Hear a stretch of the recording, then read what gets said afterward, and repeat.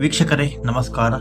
ಭಾರತದಲ್ಲಿ ಆರ್ಥಿಕತೆಗೆ ಹೊಸ ಅಧ್ಯಾಯವನ್ನ ನೀಡಿದಂತಹ ಮಹಾನ್ ವ್ಯಕ್ತಿ ಇವರು. ಸತತ 10 ವರ್ಷಗಳ ಕಾಲ ಪ್ರಧಾನಮಂತ್ರಿಯಾಗಿ ಅಧಿಕಾರ ವಹಿಸುವುದರ ಜೊತೆಗೆ ಹಣಕಾಸಿನ ಮಂತ್ರಿಯಾಗಿ ಕೂಡ ಅಧಿಕಾರ ವಹಿಸಿದಂತಹ ನಿಷ್ಠಾವಂತ ರಾಜಕಾರಣಿ. ಬಾಲ್ಯ ವಿವಾಹ ನಿಷೇಧ ಕಾಯ್ದೆ, ಚಂದ್ರಯಾನ 1ರಂತಹ ಯೋಜನೆಯನ್ನ ಜಾರಿಗೊಳಿಸಿದ ಆರ್ಥಿಕ ಕ್ರಾಂತಿಕಾರಿಯ ಹರಿಕಾರ ದಿವಂಗತ ಮನಮೋಹನ್ ಸಿಂಗ್ ರವರ ಬಗ್ಗೆ ಒಂದಿಷ್ಟು ಮಾಹಿತಿಯನ್ನ ಈ ವಿಡಿಯೋದಲ್ಲಿ ತಿಳಿಸ್ತಾ ಹೋಗ್ತೇನೆ.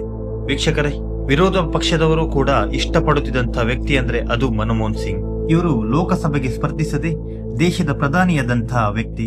ಇನ್ನೊಂದು ಅಚ್ಚರಿಯ ವಿಷಯ ಅಂದ್ರೆ ಮನಮೋಹನ್ ಸಿಂಗ್ ರವರು ಜನಿಸಿದ್ದು ಪಾಕಿಸ್ತಾನದಲ್ಲಿ 1931 ಸೆಪ್ಟೆಂಬರ್ 21ರಲ್ಲಿ ಜನಿಸ್ತಾರೆ. ಆದ್ರೆ ಆ ಸಮಯದಲ್ಲಿ ಪಾಕಿಸ್ತಾನ ಕೂಡ ಭಾರತದ ಭಾಗವಾಗಿರುತ್ತೆ. ಇವರ ತಂದೆ ಗುರುಮುಖ್ ಸಿಂಗ್ ಹಾಗೂ ತಾಯಿ ಅಮೃತ್ ಕೌರ್. ಇವರು ಚಿಕ್ಕವರಾಗಿದ್ದಾಗಲೇ ತನ್ನ ತಾಯಿಯನ್ನ ಕಳೆದುಕೊಂಡು ಅಜ್ಜಿಯ ಆಶ್ರಯದಲ್ಲಿ ಬೆಳಿತಾರೆ. ಓದಿನಲ್ಲಿ ತುಂಬಾನೇ ಆಸಕ್ತಿ ಹೊಂದಿದಂತಹ ಸಿಂಗ್ ರವರು ತುಂಬಾನೇ ಚುರುಕಾಗಿರ್ತಾರೆ. ಇದೇ ಕಾರಣದಿಂದಾಗಿ ತರಗತಿಯಲ್ಲಿ ಟಾಪರ್ ಆಗಿರ್ತಾರೆ. ಭಾರತ ಮತ್ತು ಪಾಕ್ ಬೇರೆಯಾದ ಸಮಯದಲ್ಲಿ ಮನಮೋಹನ್ ಸಿಂಗ್ ರವರ ಕುಟುಂಬ ಭಾರತವನ್ನ ಆಯ್ಕೆ ಮಾಡಿಕೊಳ್ತಾರೆ. ಮನಮೋಹನ್ ಸಿಂಗ್ ಹುಟ್ಟಿದ್ದು ಪಾಕಿಸ್ತಾನದ ಗಾಚ್ ಜಿಲ್ಲೆಯಲ್ಲಿ. ಕರೆಂಟ್ ಕೂಡ ಇರಲಿಲ್ಲ. ಇದಕ್ಕಾಗಿ ಇವರು ಸೀಮೆ ಎಣ್ಣೆ ದೀಪದಿಂದಾಗಿ ವಿದ್ಯಾಭ್ಯಾಸವನ್ನ ಮಾಡ್ತಾ ಇರ್ತಾರೆ. 1948ರಲ್ಲಿ ಮೆಟ್ರಿಕ್ ಪರೀಕ್ಷೆಯನ್ನ ಪಾಸ್ ಮಾಡಿ ನಂತರ ಇಂಗ್ಲೆಂಡ್ ನಲ್ಲಿ ತನ್ನ ಓದನ್ನ ಮುಂದುವರಿಸ್ತಾರೆ. ಯುರೋಪ್ನಲ್ಲಿ ವಿದ್ಯಾಭ್ಯಾಸವನ್ನ ಮಾಡ್ತಾ ಇದ್ರ ಇವರು ನಂತರದ ದಿನಗಳಲ್ಲಿ ಪಂಜಾಬಿನ ಒಂದು ಯೂನಿವರ್ಸಿಟಿಯಲ್ಲಿ ಲೆಕ್ಚರ್ ಆಗಿ ಕೆಲಸ ಮಾಡ್ತಾರೆ. 1963 ಹಾಗೂ 69ರ ತನಕ ವಿಶ್ವಸಂಸ್ಥೆಯ United nation on trade and development ನಲ್ಲಿ ಹುದ್ದೆಯನ್ನು ನಿರ್ವಹಿಸಿರ್ತಾರೆ. 1972ರಲ್ಲಿ ಭಾರತದ ಹಣಕಾಸು ಸಚಿವಾಲಯದ ಮುಖ್ಯ ಆರ್ಥಿಕ ಸಲಹಾಗಾರರಾಗಿ ಮನಮೋಹನ್ ಸಿಂಗ್ ರವರನ್ನ ಆಯ್ಕೆ ಮಾಡ್ತಾರೆ. ನಂತರದ ದಿನದಲ್ಲಿ ಹಣಕಾಸಿನ ಮಂತ್ರಿಯಾಗಿ ಕೂಡ ಕೆಲಸವನ್ನ ನಿರ್ವಹಿಸ್ತಾರೆ.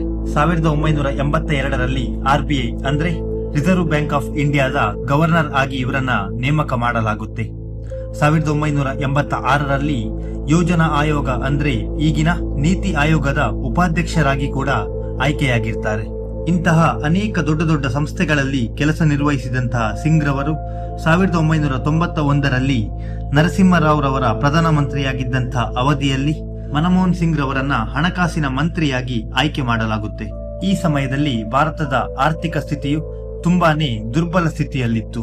ಸಿಂಗ್ ರವರು ಹಣಕಾಸಿನ ಮಂತ್ರಿಯಾಗಿನಿಂದ ದೇಶದ ಆರ್ಥಿಕ ಸ್ಥಿತಿಯನ್ನ ಬದಲಿಸುವ ಪ್ರಯತ್ನ ಮಾಡ್ತಾರೆ. ನಂತರ LPG ಅಂದ್ರೆ ಲಿಬರೈಸೇಷನ್, ಪ್ರೈವೇಟೈಸೇಷನ್ ಅನ್ನು ಜಾರಿಗೊಳಿಸ್ತಾರೆ.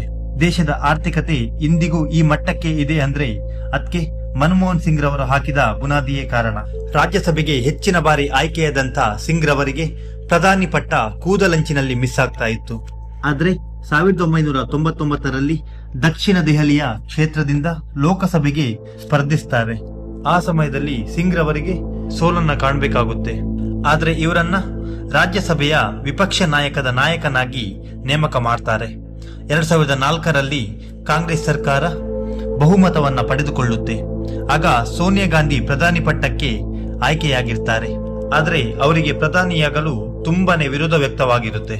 ಹೀಗಾಗಿ ಸಿಂಗ್ ರವರ ಏಳಿಗೆಯನ್ನ ಕಂಡಿದ್ದಂತ ಸೋನಿಯಾ ಗಾಂಧಿ ಸಿಂಗ್ ರವರಿಗೆ ಪ್ರಧಾನಿ ಪಟ್ಟ ನೀಡ್ತಾರೆ. ಇದಕ್ಕೆ ಕಾಂಗ್ರೆಸ್ನ ಉಳಿದ ನಾಯಕರ ಬೆಂಬಲ ಕೂಡ ಇರುತ್ತೆ.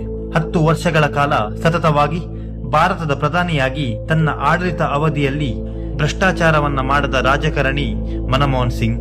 ಇವರ ಆಡಳಿತವನ್ನ ಗಮನಿಸಿ ಆರ್ಥಿಕ ಕ್ರಾಂತಿಕಾರ, ಶಿಕ್ಷಣ ತಜ್ಞ, ಆರ್ಥಿಕ ಕ್ರಾಂತಿಯ ಹರಿಕಾರ ಎಂಬುವಂತಹ ಬಿರುದನ್ನ ಕೂಡ ನೀಡಲಾಗಿದೆ. ಇನ್ನೊಂದು ಬೇಸರದ ವಿಷಯ ಅಂದ್ರೆ ಇಂತಹ ಮಹಾನ್ ಸಾಧನೆಯನ್ನ ಮಾಡಿದಂತಹ ದೇಶದ 13ನೆಯ ಪ್ರಧಾನಮಂತ್ರಿ ಡಾಕ್ಟರ್ ಮನಮೋಹನ್ ಸಿಂಗ್ ರವರು ಇಂದು ನಮ್ಮೊಂದಿಗಿಲ್ಲ. 92ನೇ ವಯಸ್ಸಿನವರಾಗಿದ್ದಂಥ ಮನಮೋಹನ್ ಸಿಂಗ್ ರವರು ವಿಧಿವಶರಾಗಿದ್ದಾರೆ. ವೀಕ್ಷಕರೇ, ಇದಿಷ್ಟು ಭಾರತದ ಇತಿಹಾಸ ಪುಟ ಸೇರಿದಂಥ ಡಾಕ್ಟರ್ ಮನಮೋಹನ್ ಸಿಂಗ್ ರವರ ಬಗೆಗಿನ ಒಂದಿಷ್ಟು ಮಾಹಿತಿಯಾಗಿತ್ತು. ಮತ್ತೆ ಸಿಗೋಣ.